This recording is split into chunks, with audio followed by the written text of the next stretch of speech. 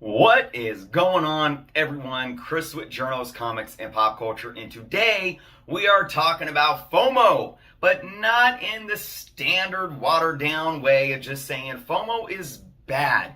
I don't believe that FOMO is just bad, but we are going to talk about how to stay away from the bad FOMO in this video. I'm going to give you a few tips before we get into it. If you aren't subscribed to the channel yet, please take the time to do so. Check out all the awesome links below as well. And if you're just tuning in for the first time, I do apologize. I am in a hotel room right now due to personal issues in my home. I do plan on returning home in the next couple of weeks, hopefully. So don't mind my surroundings, but we're still here able to film a video and talk about a really awesome discussion today, FOMO. So I first and foremost want to say that fear of missing out doesn't have to be a negative thing.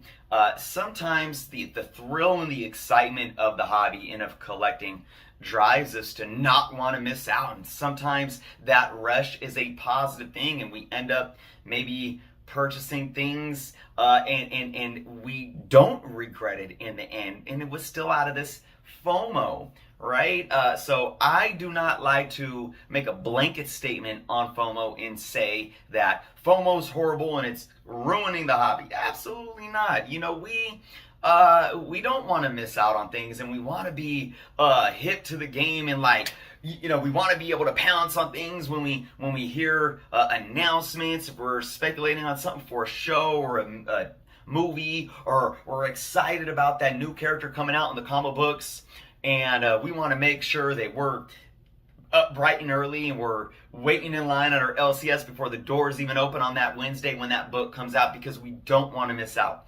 These are good things. These are things that drive the hobby, that drive the industry and the market, and it drives us to continue to be engaged in comic book collecting. But we do know that FOMO, well, too much of anything could be a bad thing. Too much of a good thing could be a bad thing.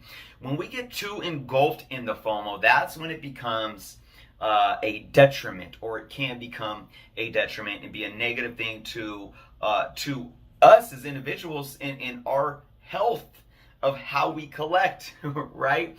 We don't want it to become an addiction. We don't want it to be something that's breaking our banks and we can't pay our bills and so forth, or just it takes a toll on us to where it makes collecting and it makes the hobby for us no longer any fun, right? So let's start going into some tips on how we can stay away from bad FOMO. All right, first tip for today, folks, and this is huge: set goals for your collection and your collecting. All right, now I'm going to give you some examples. So right now, my goal is Bronze Age comic books. It's been that for a good few years now. So what that goal means, it means even though I, as a collector, can get that urge or that fear of missing out on the next thing and this thing and that thing, I have to tell myself what's more important to me right now. And budget matters, and we're going to get into budget in a minute because it all ties in. But if I know that I'm on a budget and I see all these different things, it's this, I don't want to miss out on this Bronze Age key from continuing to increase over time. So, but I'd have to save a little money to get it, or I can take my money and spend it on these 5 new releases that have all this hype around them, and I don't want to miss out on that. But I know that I have to decide. I need to decide on what I am setting for my goals. So for me, if I had to look at these different things, from new comic books that might get hot, or there's speculation for whatever reason, a new character shows up, or there's this key that's a Bronze Age key that I've been wanting, I'm going to set my sights and my goal on that Bronze Age key, because that's my goal that I've set as collecting. My number one priority is Bronze Age books. So if I miss out on some of these new books that were released, That's fine as long as I'm picking up that Bronze Age key. Right now, here's another example. I kind of switched my priority because Marvel Bronze Age specifically has been like top on my list, filling my Marvel Bronze Age runs. Well, I shop in different ways in different days too. So I know that some days I'll be saving some money for a key book, but some days I just want to hit up a sale at one of my local shops. A1, because it is A1 Wednesday, by the way. And they're having the sale, and I just want to spend a little bit of money on back issue. I want to raid their back issue bins, right? So when I go to the sale, oh my gosh, how easy would it be for me to pick up like every book in their back issue bins? And then I'd be spending thousands of dollars. Well, I can't do that. So I have to say, what's more important to me today? So right now, if that was to happen, I was to drive over to A1, I would probably focus on some cheaper Bronze Age DC stuff because I haven't been working on my DC stuff that much at all. Maybe I would still pick out a few Marvel Bronze Age stuff for my Bronze Age Marvel runs if they were kind of in that lower tier value. But I think for the most part, I want to focus on my DC books. And then I could come out of there saying, well, I didn't grab some of those new Amazing Spider-Mans for my Amazing Spider-Man run, or, you know, I didn't grab those Disney books, even though I love collecting Disney books, but that's okay because my goal was Bronze Age DC books that I could get a decent amount of for cheap because there was a sale or whatever the case may be.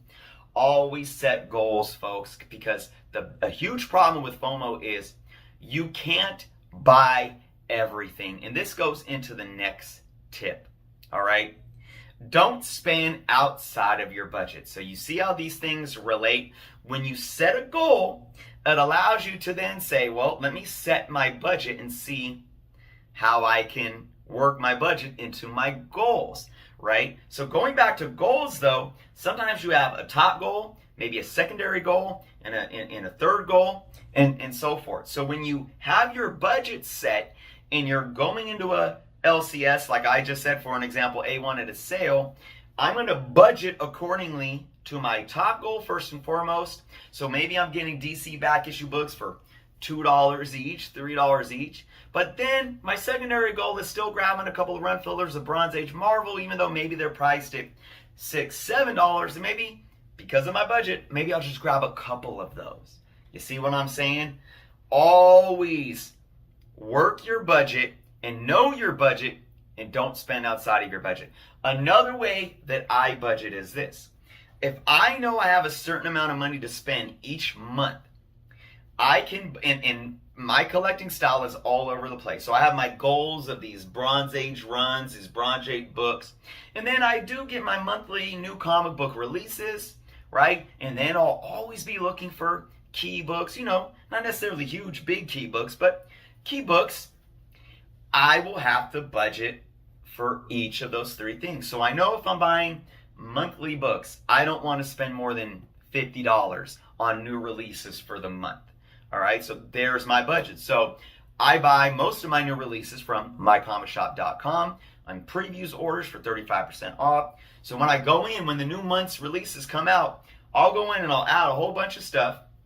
And then if I get to my cart and I see that I'm over budget, I'll go back and say, yeah, well, I don't really need that. I don't really need that. And it allows me to stay within my budget. All right. And sometimes I might have FOMO of, you know, I don't know what's going on in this book. Is there a new appearance? I didn't know about it. It's got a dope cover. I don't know. If I don't know about it and I am collecting a run of a character that I love or a run that I'm actually reading, I'm going to tell myself, get rid of that book. And if I miss out, if there ends up being a first appearance in that book and I eliminated it from my cart and didn't buy it, that's on me though, and I can live with it because I still prioritize what was important to me, right? Now, if prioritizing speculation is important to you, another tip around speculation FOMO is reading your previews, knowing what's going to come out. So again, how to avoid bad FOMO to where the books come out Whether it's you're buying them through previews or you're going to your LCS on a Wednesday, so you're like, oh my God, I need to buy every single book off the shelf. You come out there, you spend $1,000 because you had to buy almost every, DC, Marvel, Boom Studio book that came out. Read your previews. You could pick up most of them for free. Some websites you could pick them up for like 50 cents to $1. Read your previews, folks, because then you know 3 months in advance what's going on with the story arcs. If there's going to be new characters released, if it's a new run, new writing, you get a new independent Boom comic title coming out, anything like that, you know in advance, and we're going to go back to the budget tip, budget accordingly. All right, so let's look at the 3 things that we talked about. Setting goals, setting your budget, and if you are about speculation, making sure, especially speculation on new releases, making sure you're reading your previews magazines 3 months in advance. All right, so now we're going to add one more tip onto reading your previews. Check all of your sources. All right, so previews is a source, but now if we're talking about speculation outside of just new books, and we want to spec on what keys are heating up, what blue chip keys are heating up, or what undervalued books might be heating up, like a West Coast Avengers 45, because a White Vision might show up in the MCU. Always utilize your resources. So what are your resources? Well, if you're talking about movie and live action and TV show spec, there's the news outlets like Screen Rant, Heroic Hollywood, comicbook.com. Stay away from, stay away from We Got This Covered. Even CBR is a rag in my humble opinion. It's all clickbait. But be up to date on these articles, on these interviews. If Kevin Feige or anyone from Marvel Studios or Warner Brothers is being interviewed for upcoming projects, stay on top of it, but also know how to differentiate. Know how to differentiate what's factual, what's a credible source, and what's not a credible source. Like I said, We Got This Covered, not a credible source. Hashtag show, not a credible source. Just because they're saying Marvel's confirmed this doesn't mean it's true. You got to not only stay up on your sources, but make sure you are able to differentiate credible sources from non-credible sources, because you don't want to get caught up in FOMO from bad speculation or false rumors to where you're buying something on something that's false and it's baseless, right? So very important. But of course, always keep up to date. Watch YouTubers, YouTube videos that are dropping knowledge each and every week. I mean, every week a new channel pops up and there's a new top 10. Take it all with a grain of salt. Where are they getting their information from? Is it data, or are they just throwing out their personal opinions out there, and so forth? So all of those things matter. Obviously, always check on what the market's doing as well. Check your coverprice.com. Check your key collector and their values. Although I don't know how often they update their values. Go Collect as well. Their values seem to be behind and not up to date and current. But you can always check eBay Sold if you're looking for a specific book as well. So now here's my final tip, and this one is the most important, folks. And you can do this while taking in every other tip that I said today. And that's being proactive and hunt for books before they get hot. Everyone gets the FOMO when it's too late, it seems. Not everyone, but you know what I mean. Everyone wants to get the FOMO when it's too late. And that's how you could get, I don't like to use the term burn, but I'll say it. You could get burned. You can make a decision that you end up regretting.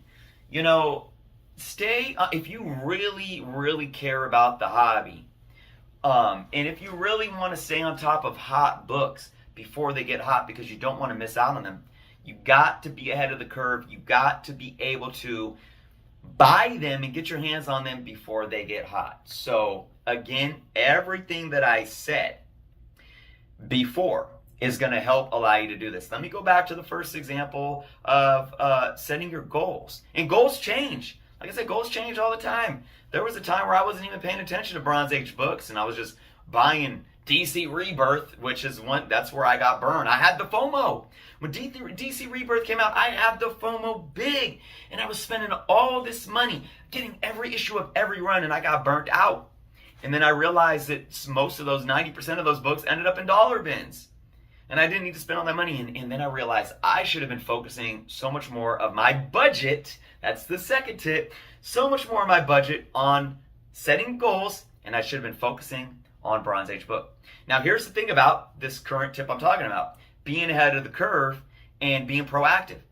By me focusing on Bronze Age books when I did, I was able to get a lot of books that have either heated up or that are now keys that were overlooked before that I bought for $1, $2, $3, $4, $5, $6 that right now are worth $20, $40, $60, $80, $100 plus. You see, so you got to be ahead of the curve. So I'm going to give you guys a trade secret right now. I'm kind of changing my goals and starting to shift more to DC Bronze Age. Why? Well, for one reason, Bronze Age books are getting older and older, and their value is going to continue to increase for that long term naturally over time. But we're in a stage right now where there's not a lot of hype on a lot of these books. Because of the fact that DC doesn't have the MCU. DC doesn't have the hype that Marvel has had over the last 13 years with the MCU and Marvel Studios. Now, will DC ever get there? I don't know, but I'm hopeful. So I'm not going to wait for DC to keep having more successful movies and then start caring about these characters. I'm going to start back issue bin diving right now. You see what I'm saying? So that's the way. And then again, another tip for being proactive when we look at new releases. Don't wait until the day the book comes out to go into your store on a Wednesday and be like, oh my gosh, they're all out. Speculators are ruining the hobby. You know, it's like, no, be ahead of the curve. It goes back to the other tips. Read your previews and then order your previews on a My Comic Shop or something, or put them in your pull list. Get 35% off by ordering on my Comic Shop. So being proactive in hunting for books before they get hot is the best way to stay ahead of the curve of the FOMO, so you can make sure that you aren't getting caught up in that bad, addictive FOMO. All right, so that's the video for today, folks. I hope you guys enjoyed the tips. Again, don't be scared of having a fear of missing out. You know, we get excited and we want what we want as collectors, but before we make those purchasing decisions, make sure we are doing our due diligence, setting goals, setting budgets, being aware of the market, doing your due diligence, being proactive to grab books before they get hot. And more likely than not, you're going to be happy with your collecting, your style of collecting, and your spending habits. And you're not going to get burnt out, and you're going to keep enjoying this hobby that you love. So thank you guys so much for watching the video. I want to say before we go, another reminder, it is A1 Wednesday today, folks. Make sure you are checking out A1 Comics on Instagram. Their Instagram handle link is below. Go give them a follow. They have live Instagram sales every Wednesday and Fridays at 5 p.m. Pacific, 8 p.m. Eastern, and they go for 3 hours, and their sales are massive. I purchase from multiple. Even if I'm not purchasing, I'm hanging out a lot.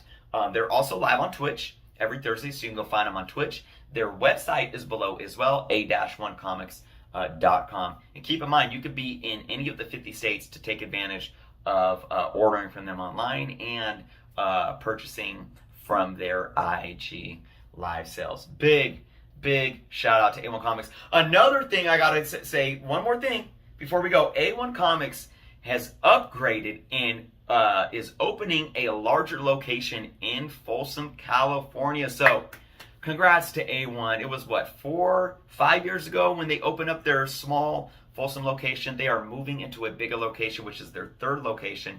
I'm just, man, A1 Comics, keep doing what you're doing. Love you guys, man. I will always represent. So thank you guys so much for watching. Leave your comments and thoughts below. Be well, and until next time.